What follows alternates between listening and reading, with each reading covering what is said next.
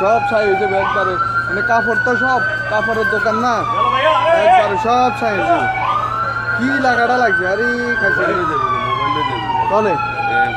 আরে না আর আপনার কইছিলাম আমি আসবো কথা লাগছে আর মোবাইল আপনার তো নিব দেখেন নিব না আর দোয়ান হয়েছে মোবাইল